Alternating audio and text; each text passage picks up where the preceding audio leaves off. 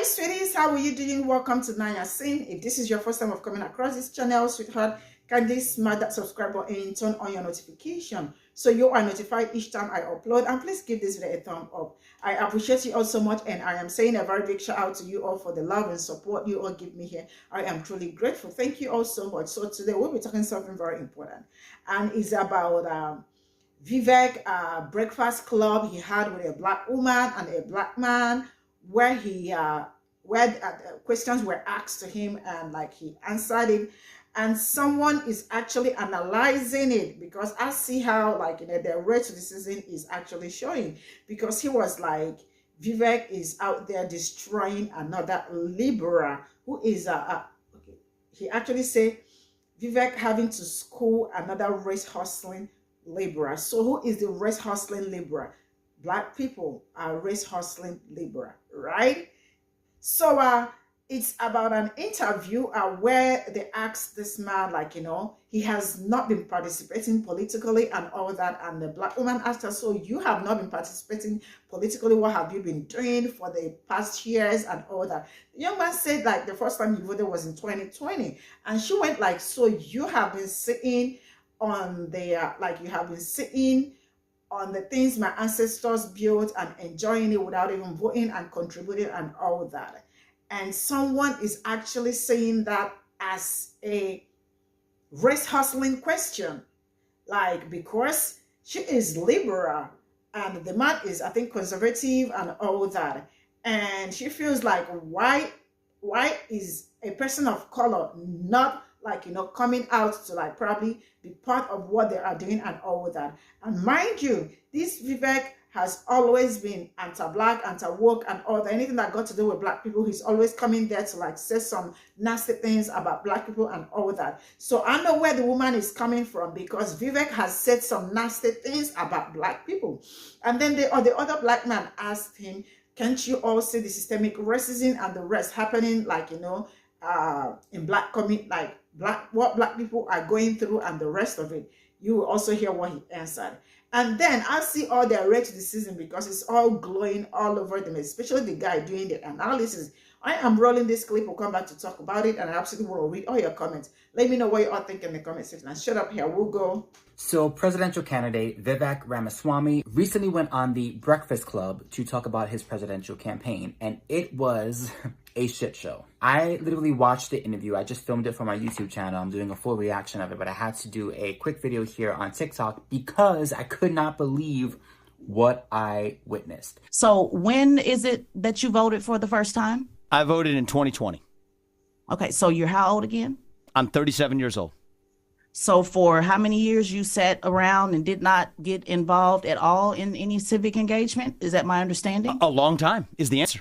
And actually, that's what I wrote this book about. I'm not holding myself out as some sort of model. I'm actually offering myself as a self-reflection of my journey as a citizen, to whom this country has given much, right? As an adult, when you have kids, it changes your perspectives.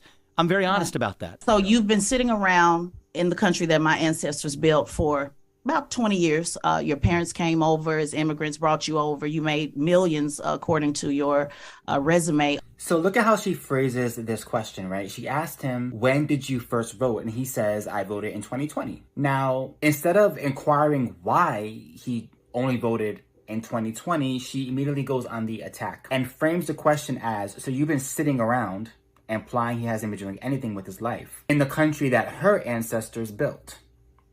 Okay, let's unpack this, shall we? So yes, African Americans were 110% pivotal in the growth of this country and in helping to build this country. But African Americans were not the only group who were a part of the building of this nation. Many races of people were involved in the building of this country, and many of those people, by the way, were not slave owners. Let's just put that out there. So the reason why I have an issue with the way she's phrasing this question is because it's almost as though she's trying to say, you owe me something as a black woman because my ancestors built this country by themselves, and here you are, a person of color, not voting and getting to reap the benefits of what my ancestors did. So you owe me something. That's what I get from the phrasing of her question. And here's the thing. Vivek, yes, was not involved in politics prior. However, Vivek, before he became a presidential candidate, was running a company. He was the CEO of his company. He worked his way up to the top. And that company was trying to find a cure for cancer and working within the medical field to help people with medicine. So it's not as though he was doing nothing. He was sitting around playing video games. He actually was trying to help people medically, which in my opinion is a huge service to this country, a huge service to the people of this country. You can serve this country in many different ways. Voting and serving in the military is not the only way that you can serve this country. In fact, a lot of people vote every 4 years and do nothing in between. So I don't understand her tone when it comes to questioning Vivek as though he's on the witness stand. But let's continue because she goes on. I just correct a couple factual things Sure. that are kind of important. My parents didn't bring me over to the country.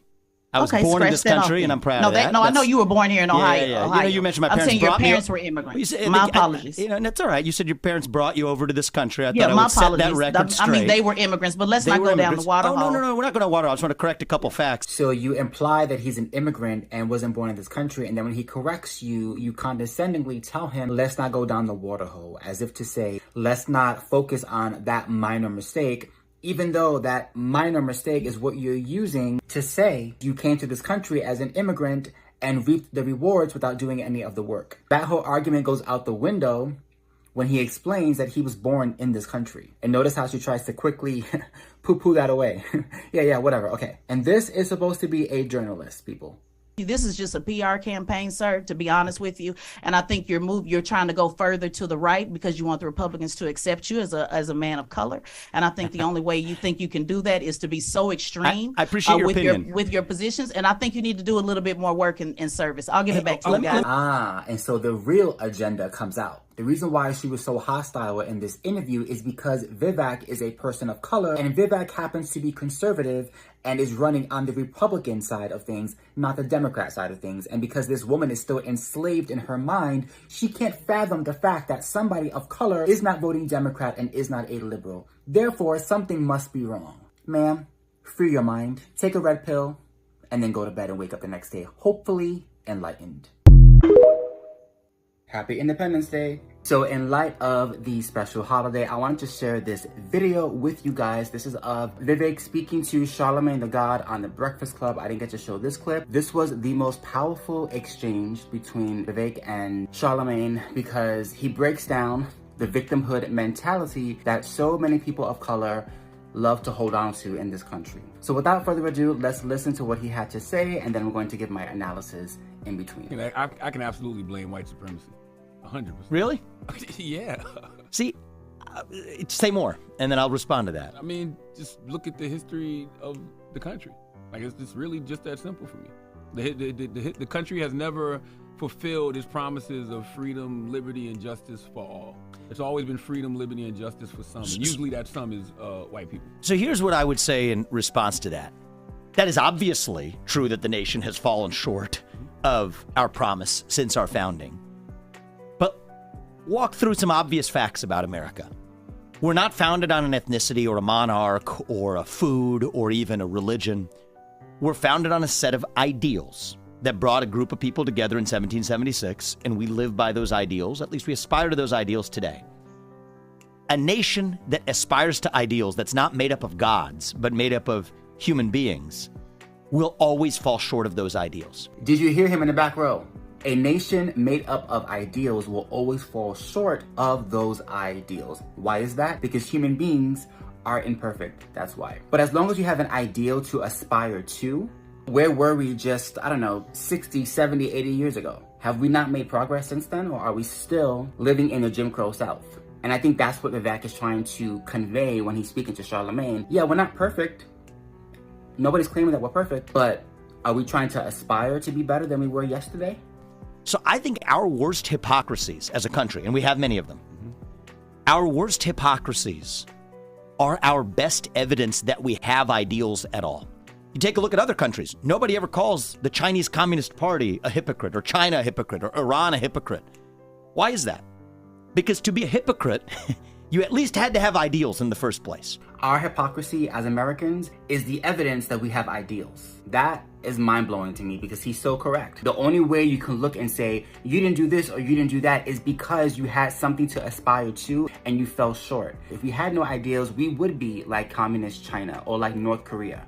But a lot of those And so ideas- we're imperfect, but we are about the pursuit of a more perfect union, the pursuit of happiness. America's about the pursuit. And so I think Are that we, trashing though? ourselves, I think we are The reason I actually. say that is because, we never were included in those ideals originally.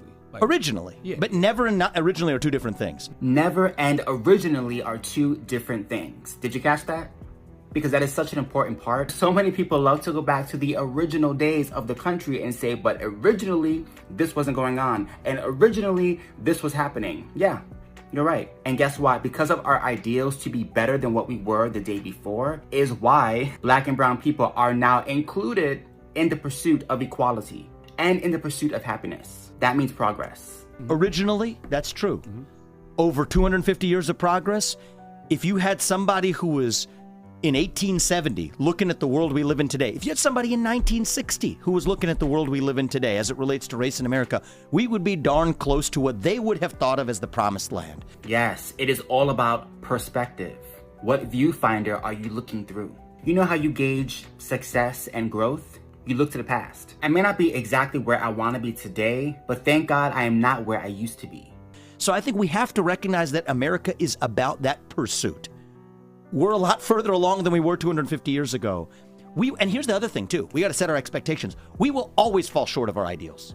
By definition, if there are human beings and not gods living in a nation that aspires to ideals, we are fallen. Man is fallen. That's what makes us who we are. But what also makes us different from animals is that we have ideals. So America's founded on our humanity, that we can believe and aspire to something that we will still fall short of. And this is why Vivek is my number one right now. So this is all like God, and you really need to see the comment section. All of them, all their criticism is so much showing. Now let's start from the lady.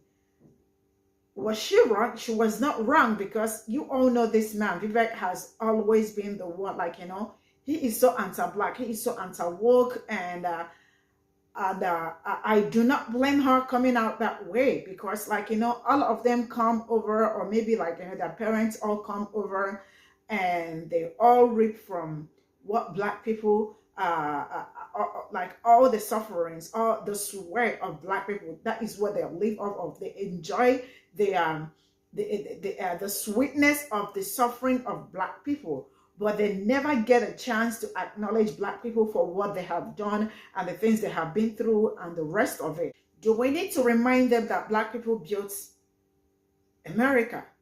This is no longer a reminder. It is not something we should always remind them. And they always want to gaslight people, because they actually know that it has always been Black people, they have always been at the forefront, the people that fought for almost everyone's freedom, even Asians. So they actually fought for everyone's, that Asians got their human rights, and the rest of it was because Black people fought. They were at the forefront. And seeing this man all the time, always want to gaslight Black people at any time he gets, is something I really do not understand. And the one analyzing this, it also shows where he belongs. And we are not asking people to back people up, or we are not asking people to save Black people. Black people do not need anybody's, they don't need anybody to save them and the rest of it. But I see all their criticism, how it is all over, showing and all that. And the Black man that said that originally Black people were never involved in anything and the rest of it, till this very moment, is it still not obvious? It is very, very obvious that Black people are not originally involved. And he is trying to say, have they not made changes? Nobody is denying the fact that there are changes and all that. But then the other one want to gaslight and say it's been years ago. Can they get over it? I see a lot of people always said people don't even come to tell other people that it's been years and all that, get over it and all that, but they always want to come back to the Holocaust and other things that happened to other people. But they always want to come back to tell Black people, get over it. It's been years it happened. Has it really been years? Some of the things that actually happened or just 30 something years, 40 something years ago, and people are gonna sit back in their chairs or their couch and tell black people to get over it because they can say get over it. What exactly are we getting over? Is Jim Crow over? Is redlining over? Like what exactly is over? Let's understand. Is it a systemic racism black people are experiencing? Is it really over? Let's be truthful. If people are being truthful here, I am sure they are going to answer this question without much ado. But because they don't want to be truthful, they always want to sit down and gaslight black people by telling them to get over it. Like, it's been years it's happened. You are not supposed to talk about it. How are black people not supposed to talk about their foundation? What happened to their ancestors? Why? Because they are extension of their ancestors. How are they not supposed to talk about it? Make this make sense, because it is the math I am mathing. And I really see, like, you know, so I took my time to go through this young man's page, and I found out that he is anti-black, he is anti-woke. That's why he likes Vivek, because Vivek is also anti-black and anti-woke. So I do not blame that black woman for coming for him, because I am sure she might have seen some videos that young man made against black people where he spoke about black people in a derogatory way. So I know where she is coming from. Do I blame her? No way. And she did nothing wrong. Yeah, because all of them sad, and they are enjoying what her ancestors built, and they got the nerves excuse me, to always want to gaslight black people at any given time. Like, you know, it's really very terrible. And this is where I'm going to draw the curtain. I'm saying thank you so much for the support, and see you all in my next video. Bye for now.